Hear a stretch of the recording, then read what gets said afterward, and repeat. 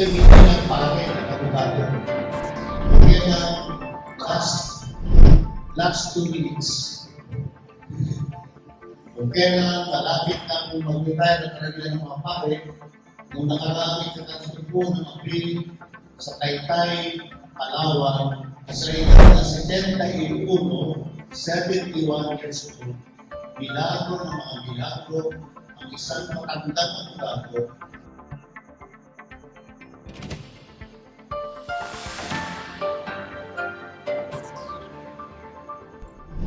mapagmahal ang Diyos, mapaghimala ang Diyos. Milagro rin po ang buhay ng bisa ngayon.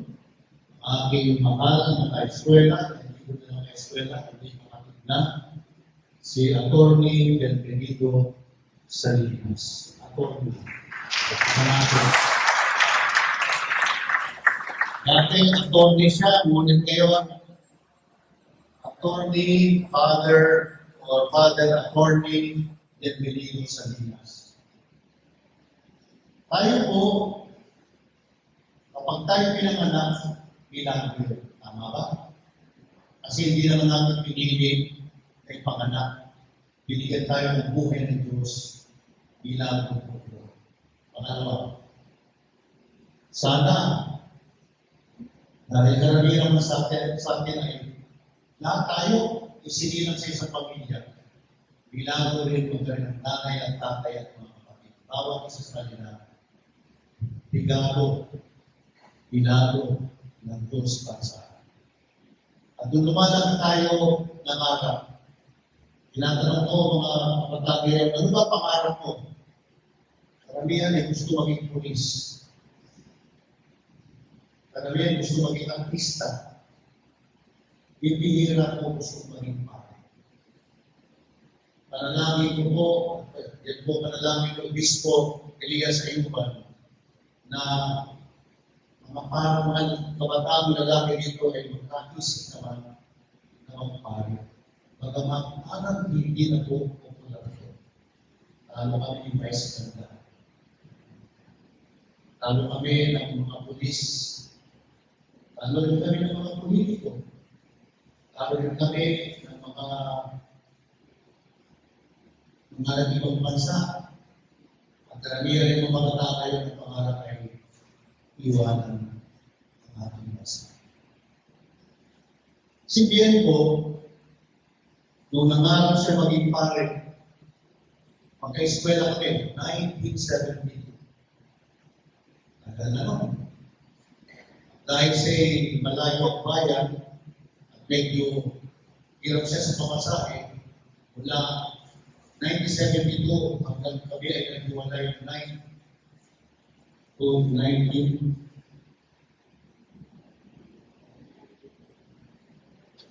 Hanggang 1983, umalis na siya ng seminaryo. May Pasko at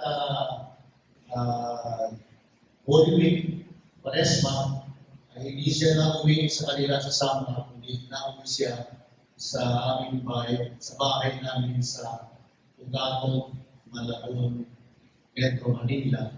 Ang tawag niya sa aking ate at nanay, Daddy at Mami. Siya po ay hindi na talaga iba sa akin. Magkasama kami lumaki. Magkasama kami nangarap na maging pare. Ngunit, kami naman ay totoo sa isa't isa, kaya nakakatuwa kami. Kaya namin mabuhay na nag-iisa na walang nagmamahalin at nagmamahal sa amin. Pareho kami nakikinig ako, si Tony Bien, at marami sa amin, ewan ko nandito na itong eskwela ko. Nandito na ba? Tumayo ka sa Benito Pagkapak. Tumayo ka. Yan po ay nangarap kami pare, pero naging bangkero. Si RC ba naman? Nandiyan ba si RC? Isa po ay parang ina po, kaya lang maganda rin pa ng Paranaque, si Napram po. Marami po kami naging maka-eskwela, karamihan po ay lumakas. Ah, nandito ba si Raul? Raul? Nandito ba si Ambassador Raul Hernandez? Nandito ba? Tumayo, Ambassador Raul Hernandez, magpakita ka, spokesperson ng Panaholing Pinoy. Ayun po, ayun na, ayun na. Ayun po siya. Ayun kayo, order nyo. Salamat natin si Ambassador Raul Hernandez. Hindi po nagpare sila, naging bankero, naging ambassador, at naging direkto kaligtan. Ito hindi nagpare ng abogado. At okay lang, last 2 minutes. Okay lang, malapit na kung mag-retire na talaga ng mga pare, nung nakarami ka po ng April sa Taytay, Palawan, sa edad na 71, 71 years old, milagro ng mga milagro, ang isang matandang abogado, kasing tanda ng mismo na kondel sa kanya, mas matanda pa siya ng 3 araw. Mas matanda pa siya ng 2 araw kay Bishop Roderick Pagpapilio ay sa edad na 71 naging attorney, Father Attorney Benvelio sa Dilas, Palapaan.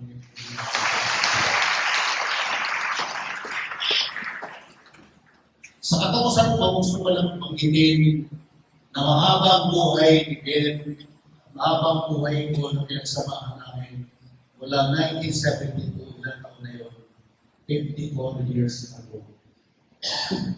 Sa loob ng 54 na taon, isa lang po masasabi namin dalawa, mapagmahal ang Diyos, mapaghimala ang Diyos. Pag binalikan niyo ang buhay ninyong lahat, yan lang po masasabi ko. Hindi pinabayaan si Bien ng Diyos. Ang dami po niyang pinagdaan ng pagsubok, ngunit sa pagmamahal sa kanyang Diyos, ikit na ikit kami sa kanya. Kasi natanggap po niya ay, matatanggap niya ay 7 sakramento. 7, lahat ng sakramento matatanggap niya. Binya, unang komunyon, kumpil, kumpisan, pag-aasawa, pagpapare, at huling sakramento. Sakramento may sakit. 7, lahat kami mga lumabas sa seminaryo, naging pare, hanggang 6 lang po kami.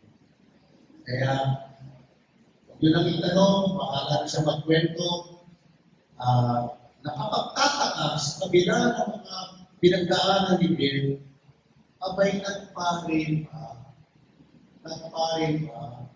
Kaya, meron po dito mga taga-media, ito, si Paterno ay ang tatay niya kasamahan ni Bill sa trabaho. Meron mga taga-channel 7 dito, dahil ang buhay ni Bill ay hindi dahil din.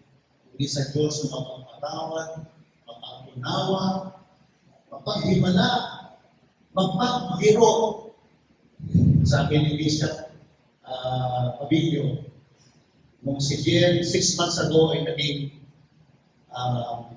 deacon. Deacon yung malapit na bitumare, ordinahan ka, pero bago ka mga ordinahan, mangangako kang huwag mag-asawa.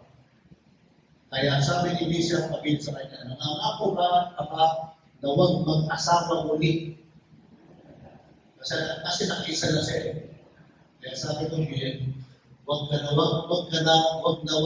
maaakit sa magagandang bilang dahil kakaunti na ng buhay na natin tira at puspusin mo na ang pagbibigay ng sarili sa Kanya dahil gano'n din ang ginawa niya sa iyo.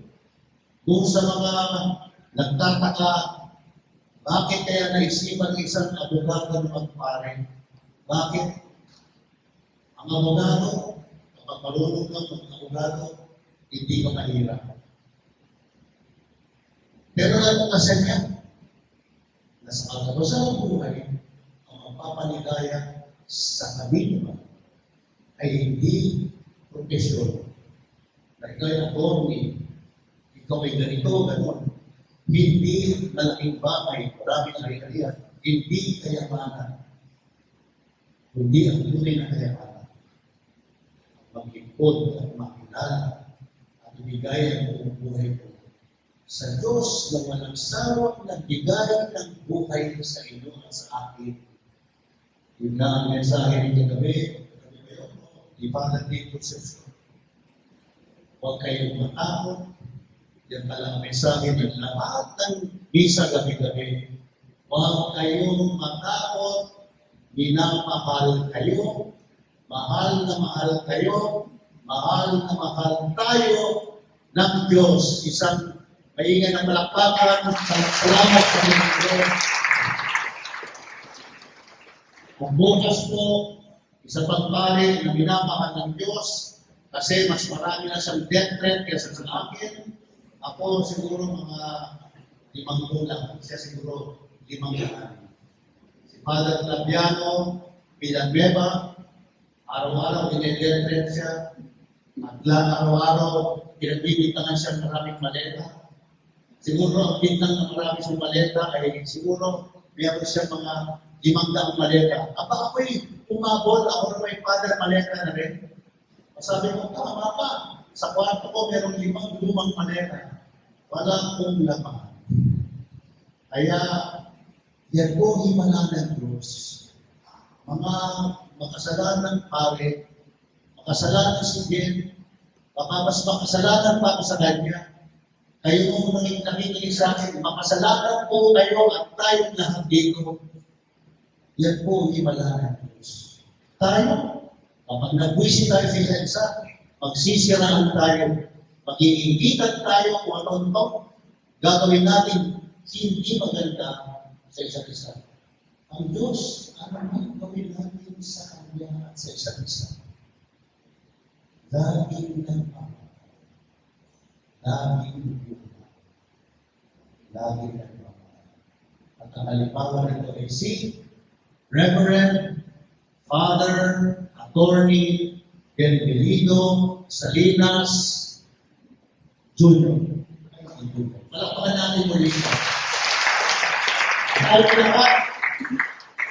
Tayo po'y tumangkuha at natandaan na natin itong ika-6 na gabi ng ating ika-8 gabi ng ating ordinaryo, isang gabi na lang, 2 araw na lang, pista na natin, at natutuwa ko, late na ako sumulat kay Pope Leo.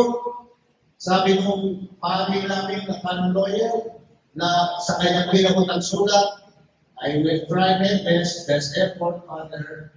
Kasi pag pinagtanong sa atin itong plenaryo, indulhensya ng Roma, mahal tayo ng Diyos. Abay, pinagkaloob. Ay talagang mahal tayo, maski itong pangalito, ay hindi.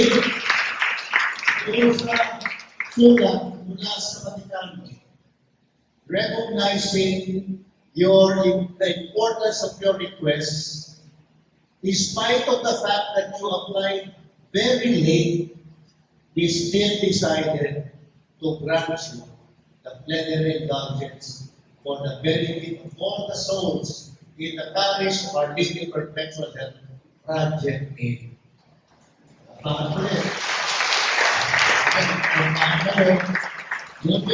Kanina, anong requirement? Gusto nyo, tanongan kayo ng plenary indulgensya bago tayo mamatay. May requirements. Mag-umpisa, magsimba araw-araw.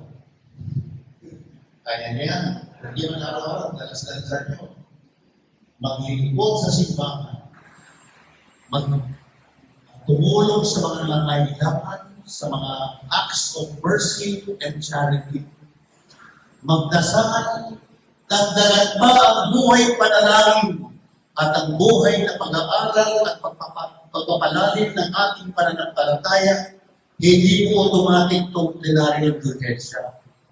May requirement. Hindi naman mahirap. Kaya na natin magtiis ng traffic para pumunta sa mga concert ng PBS, kung sino pang concert yan. isang taon, nalalamig natin muli ang ating sarili sa Panginoon at sa mahal na ina. Hindi mo mahirap. Dahil